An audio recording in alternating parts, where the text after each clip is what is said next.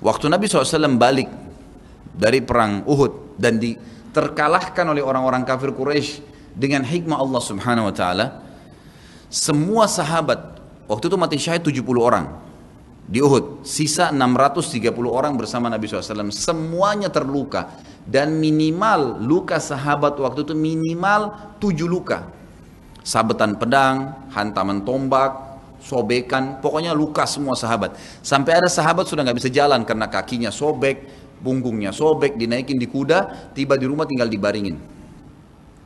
Lihat bagaimana para sahabat mengetahui bagaimana hubungannya dengan Allah Subhanahu wa taala dengan ilmu yang sudah tertanam yang Nabi SAW tanamkan dalam hati mereka, bisa mengubah segala sesuatu.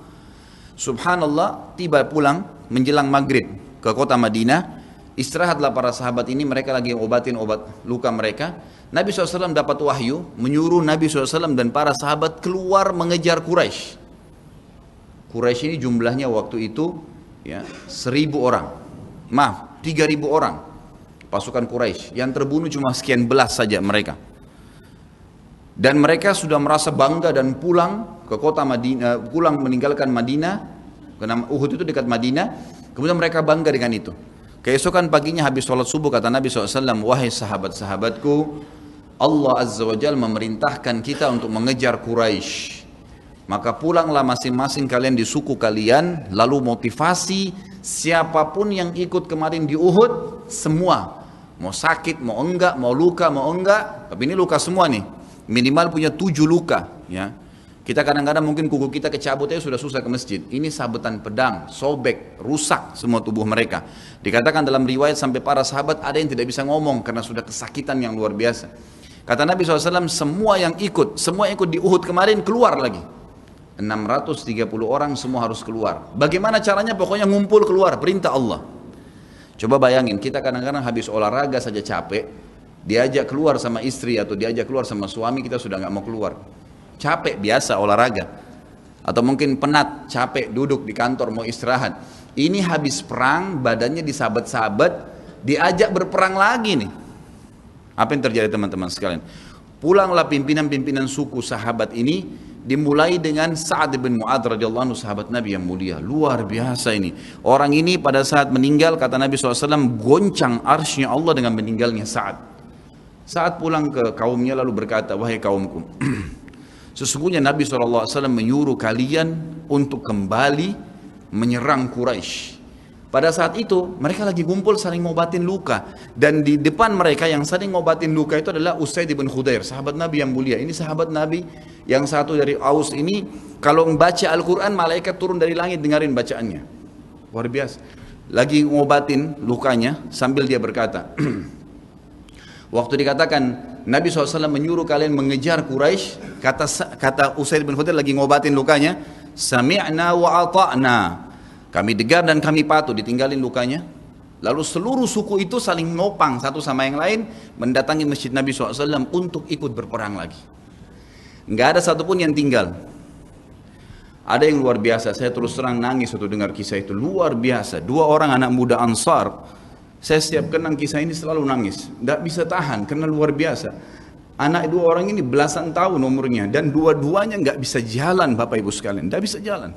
Luar biasa. Sudah sobek kakinya, sobek punggungnya, bahkan dikatakan di bagian leher ada irisan, di bagian lehernya ada irisan, gitu kan. Kesakitan. 2 ini diturunkan dari kuda, ditidurkan, adik kakak nih. Tapi saya tidak ingat, namanya tidak disebutkan dalam kisah, tapi ini kisah luar biasa. Dan kemarin kebetulan Imam Masjid Haram atau saya lagi umrah nyebutin kisah itu juga. Hampir satu masjid orang menangis mendengarkan kisahnya. Dia mengatakan, waktu sampai ke telinga adik kakak ini umurnya belasan tahun ya, di bawah 20 tahun. Kalau Nabi SAW memanggil seluruh yang hadir di Uhud untuk kembali berperang. Ini mereka nggak bisa jalan nih. Si kakak bilang sama adiknya, kita nggak bisa tinggal di sini nih. Rasulullah SAW sudah memanggil kita untuk menjawab panggilan Allah. Kata adiknya, bagaimana caranya kita merangkak? Bagaimana caranya kita ke sana? Nggak ada yang bisa nopang. Ini berdua lagi sakit. Mereka cuma tinggal sama ibunya.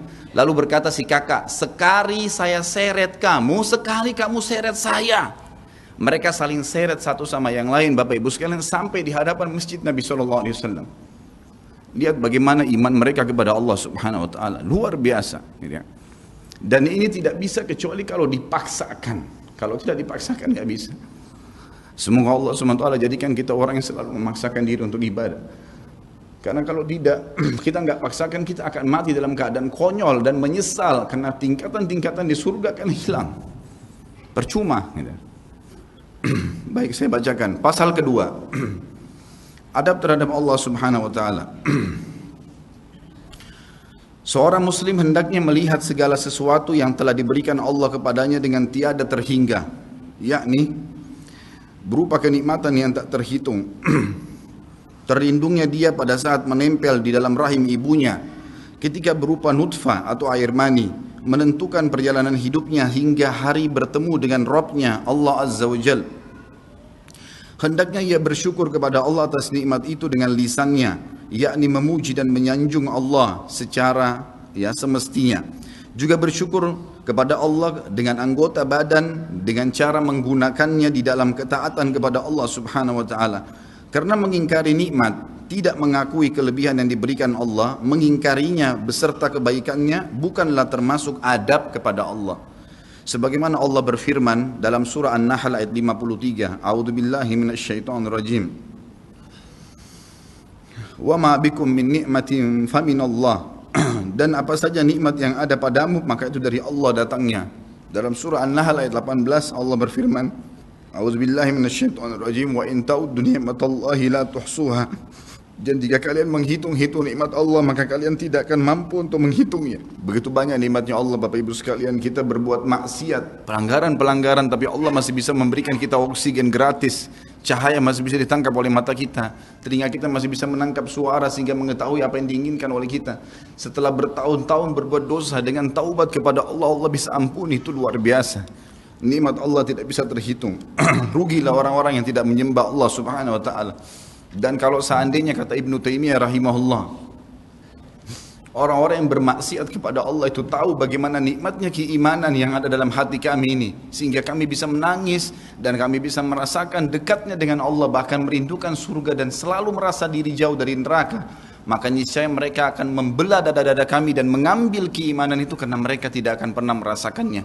Keimanan akan membuat makanan sederhana menjadi mewah, tidur di tempat yang biasa akan menjadi nyaman, bahkan cobaan seberat apapun menjadi kecil buat kita karena keimanan kepada Allah Subhanahu wa taala. Dan itu sebuah nikmat. Itu hanya bisa dirasakan kalau kita betul-betul memaksakan diri beribadah kepada Allah Subhanahu wa taala.